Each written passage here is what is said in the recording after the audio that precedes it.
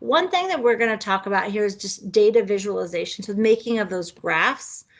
And one thing just to keep in mind is that this is a graphic that was done by a physicist, actually, but it talks about speed. So the way that our brains work, and we process information the fastest through our sense of sight.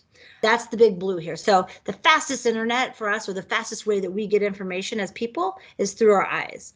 The next closest is this pink one, which is touch. So when we feel things. Then the next one is hearing and smell. And then the final one is taste. So of all of our five senses, the thing that gets us information the quickest and processes the fastest in our brain is sight, which means that when we can put a pattern or a trend or something into a graph or a data visualization, that is going to be the most effective way to communicate something to our audience. They're going to process it faster. Obviously, we need the narrative to then explain it more. But if you set up a graph right, it just clicks in a brain. They can see the comparison. They can see what's happening. And so that's why it's really important that you don't just write things in text, that you actually show it, because that's like a weapon that you can use to get your message across. When we develop these, though, it's the same thing with our analysis, is that we need to think of who the viewer is and we need to adapt it. We'll make it complicated or less complicated based upon that. So what we tend to see with data visualizations, we have different types. I'm going to just focus on these first two. So there's the types like static, which is just like an Excel spreadsheet. So you think about when you have your tables and you make those graphs and that sort of stuff.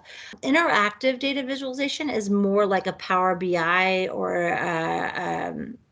a Tableau, where you basically, as you manipulate one graph, all the other ones change, and it's a real like interactive. Infographics you can use in terms of women bigger than men, if like there's more women than men, or like that kind of thing, where you kind of take your information and put it in to make it tell a story. That's very effective. But I'm focusing more today kind of on the first two data visualizations, which is really around these graphs. It's a matrix that helps you identify, based upon what you're trying to do, what is the most effective graph to get that apart. And again, some of these are super complicated. I don't really even understand them. And some of them are very familiar. Pie charts, or a camembert chart, as you would say.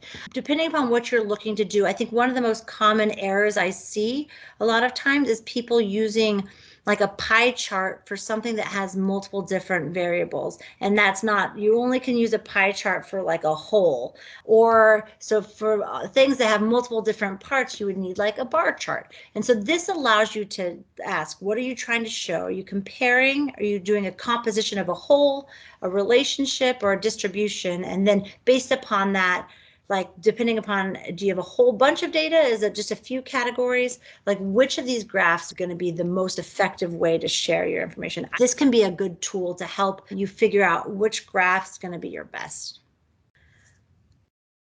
And then finally, I think the other thing you need to keep in mind when you're doing visualization, actually, there's three principles, is that you actually show your data. And that means that you present it in a way that is showing the point you're trying to make. A lot of times you'll see a graph with 100 million dots on it, and the point that's trying to be made is really up here, but we include all the other data. Whereas you need to simplify it in a way that's not manipulating, but at the same time allows the person who's looking at it to see, oh, this is the point you're trying to make. I can tell what you're trying to say because I can see, my God, that is a very big graph.